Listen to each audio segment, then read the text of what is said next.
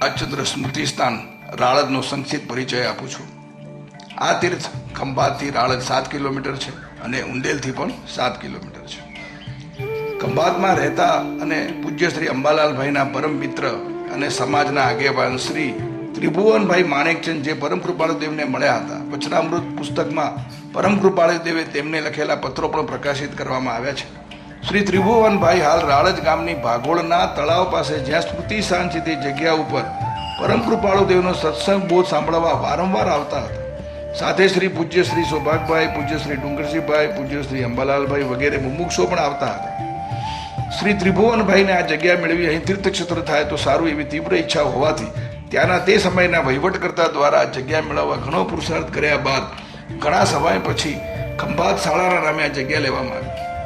ત્યારબાદ ખંભાત શાળાના ટ્રસ્ટીઓએ શ્રીમદ રાજચંદ્ર આશ્રમ અગાસના ટ્રસ્ટી શ્રી મનુભાઈ મોદી, શ્રી જીતુભાઈ શાહ અને શ્રી વિનુભાઈ શેઠને ઉપર મુજબની વાત કરી. આ તીર્થ નિર્માણ થાય એવી ભાવના દર્શાવી. ત્યારબાદ શ્રીમદ રાજચંદ્ર સ્મૃતિ સ્થાનની સ્થાપના કરવામાં આવી અને આ તીર્થ નિર્માણ પામ્યું એવો આ તીર્થની રચનાનો ટૂંકો ઇતિહાસ છે. આ સ્મારકની સ્થાપના સંવત 2053 ફાગણ સુદ બીજ સોમવાર તારીખ 10/3/1997 શુભ દિને કરવામાં આવી હતી.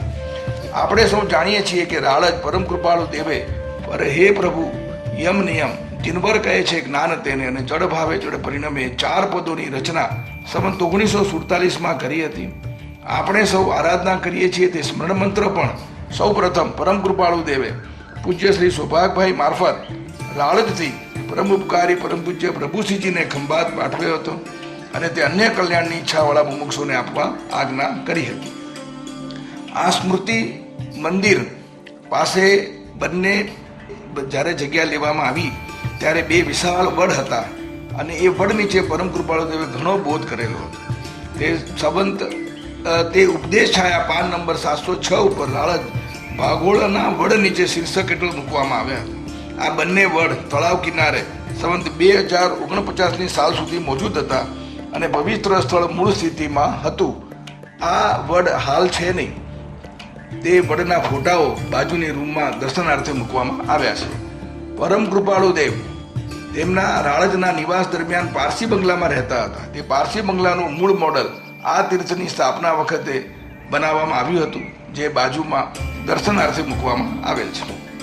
મૂળ નાના પાયા પર કરવાનું ધારીને આરંભેલું આ કામ પરમ કૃપાળુ દેવના યોગબળથી ક્રમે વધતું ગયું. દર્શન ભક્તિ કરવા આવતા મુમુક્ષુઓના સૂચનો, સહકાર, સદભાવનાથી આ સ્મૃતિ સ્થાન ધાર્યા કરતાં ઘણું વિસ્તૃત પામ્યું અને જે આપણે પ્રત્યક્ષ જોઈ શકીએ છીએ. દર્શનાર્થીઓની વિશેષ સુવિધા અર્થે તમામ સુવિધાઓ સહિત એક ધર્મશાળાનું નવનિર્માણ કરવામાં આવ્યું છે. આ ધર્મશાળામાં ગ્રાઉન્ડ ફ્લોર ઉપર 2 રૂમ, એક મોટો હોલ, રસોડું, ડાઇનિંગ હોલ, સ્ટોર, લિફ્ટ, ભાઈઓ બહેનો માટેના ટોયલેટ, બાથરૂમ વગેરે બનાવવામાં આવ્યા છે. પહેલે માળે રહેવા માટે 8 રૂમો તથા અગાસી ઉપર 13 છત્રી, 1 રૂમ, 2 વોશરૂમ, કિચન વગેરે બનાવવામાં આવ્યું છે. આ ધર્મશાળામાં જેને પણ રહેવા માટે આવવું હોય તેમણે આ ટ્રસ્ટના ટ્રસ્ટી શ્રી રાજુભાઈ શાહની મંજૂરી લેવી આવશ્યક છે. રાજુભાઈનો મોબાઈલ નંબર છે 7016494503. હાલ અહીં રહેવું હોય તો જમવા માટે ટિફિનની વ્યવસ્થા કરી આપવામાં આવે છે. જય પ્રભુ.